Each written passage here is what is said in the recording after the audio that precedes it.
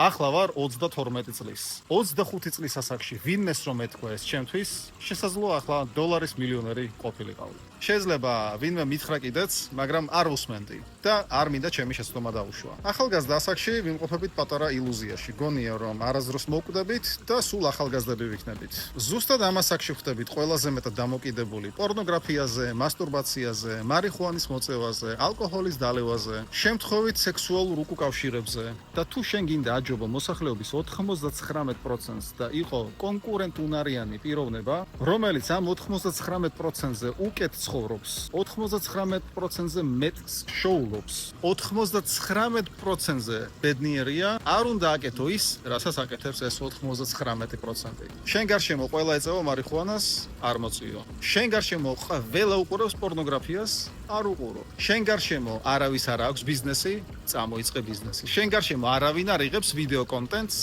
გადაიღე ვიდეო კონტენტი. ყოველთვის წადი ამ დიდი მასის საპირისპიროდ და იქნები ბედნიერი, მდიდარი და ჯანმრთელი. ვიცი რომ ყველაფერი გამოგივა, აიღე პასუხისმგებლობა საკუთარ თავზე და დაიწყე მოქმედება. და ხო, თუ გაქვს ბიზნესი და გინდა მოიზიდო მიზნობრივი აუდიტორია ვიდეო კონტენტის მეშვეობით და ახვიდე ცხოვრების უფრო მაღალ საფეხურზე, მომწერე პირადში და გავისაუბროთ.